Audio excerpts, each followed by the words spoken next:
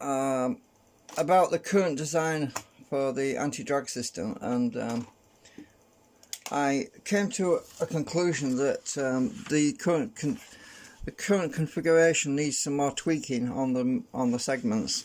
Well, it doesn't mean that I've got to redesign the segments. I just need to rearrange the magnet arrangement. The magnet poles. To try and explain what I'm talking about. Oh damn it! Where's my brush gone? Oh, it's over there. Right. So with the current configuration, it helps when I haven't got anything underneath the paper.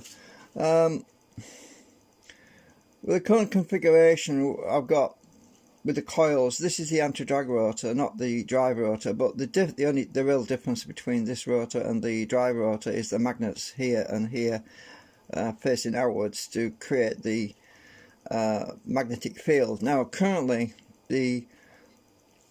actually it's down there, let me see if I can grab it. Alright, so that'll do. It's better, it's obviously slightly it's the older design because I tilted these magnets here at an angle, as you remember.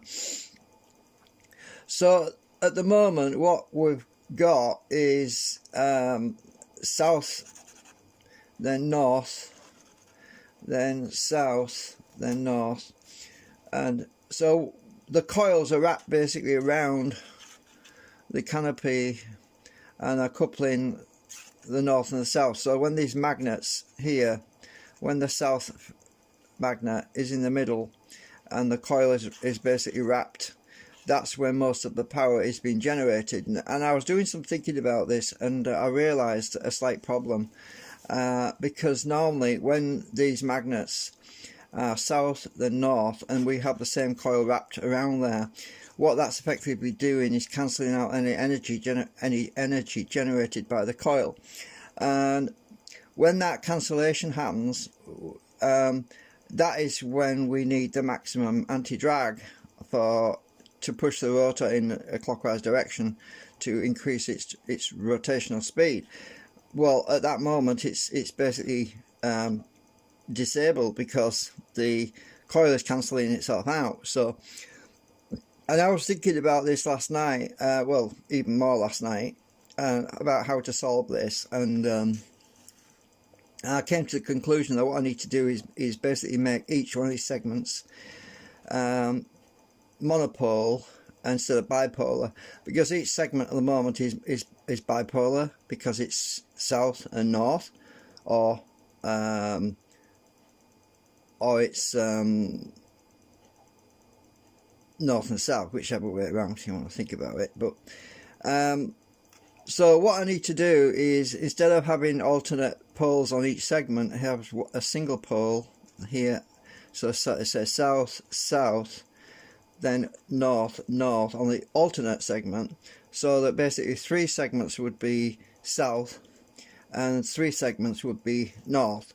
Now by doing it that way, it makes it more easily, the power generated in the coil, which is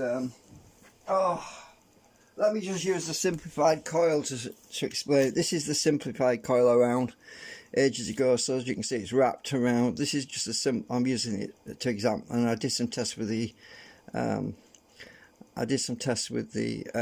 what you call it, compass, to determine. So what we have, when we put a compass on this, we actually have one field coming out this side and we have the reverse field coming out the back. By looking at that, and I was looking at it and I'm thinking, so this is why I'm having a problem with the cogging timing problem, because we need to make this segment all one pole instead of having south north or north south. We need to have south south on this segment, and then the next segment needs to be north north. And that, by doing it that way, it means that each coil will see one pole and not 2 poles, you see. And instead of having to generate power in the center, just said, just when the magnet moves to the center point, which is what it was doing, and just seeing the south pole in the center point, it will basically see south south here, and as that rotor moves, right, the south will start to leave this side, but the anti-cogging effect of the other rotor, which is in parallel, which is side to side, this will be able to do its job, which is to propel it forward and reduce drag. So this segment would also be in synchronous with the other segment, with the other rotor, sorry. So this segment, instead of having the poles on the anti-drag, so that it might be south north south north south north, instead of these segments, these magnets being like that, and then on this side it's north south north south north south, this part here will be the same as that. So these magnets would have to be flipped. All of these magnets up to this halfway point on this side would have to be flipped, so that it would be basically south north south north south north south. You get all the way along the whole chain to this end, so it would be all the way along, and same with the bottom there. So this is, you can imagine, it's been doing my head in. It really is hard to visualize all this in your mind, and then obviously the other segment would be the opposite of this one, because it would be a north north instead of a south south. So, and all these magnets here would be orientated differently. So, and yeah, it's been driving me up the wall trying to figure this out and work it out in my head. And I haven't drawn it out because yeah, it just gets messy when you try to draw all the north south and all. It just gets really messy. The best way is to colour code it in the SketchUp model, which I plan to do. I'll reorientate the colour coding on the segments, which is a lot easier and a lot cleaner. You can't really see it on this picture. It's not very clear on here, but they are colour coded. But yeah, we're looking at it down. We're not looking at it at the right angle to see that. So it's easier in the 3D model. So anyway, that's what I'm thinking of doing before I actually by the way, when I wind the coils, winding the coils on the canopy doesn't mean that the coils are what's got to be wound any differently, because they don't. It's just moving the magnet poles. That's all that's required. And the existing coils that I've already wound would still technically work without any alteration to them, except for the fact that I'm using a 3-rotor system instead of a 2-rotor system now. So even on the 2-rotor system, if you reorientate all the magnets, it would work on that too. But so I just want to give you a heads up on it, what I'm planning on doing. So I've got my work cut out for me. I've got to go back into the I've got to rip all the segments out again, which is a bit of a drag.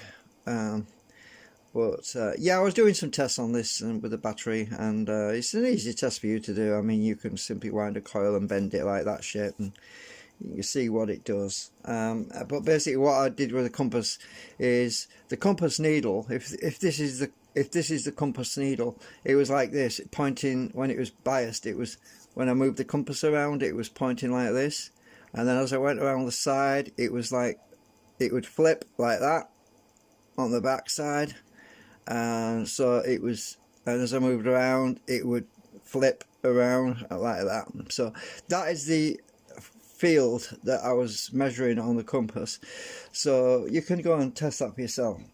Anyway, I just wanted to give you a heads up on it, and that's the reason why it's been a bit slow lately as well, because I've been pretty tired actually. But one of the main reasons I was being a bit slow lately is because I had some doubts creeping in, and I thought, well, it keeps costing me money every time I have to buy more magnets, every time I buy more materials, and I had to basically go over everything again and reevaluate stuff, and I came to the conclusion that these segments need to be monopole and not bipolar.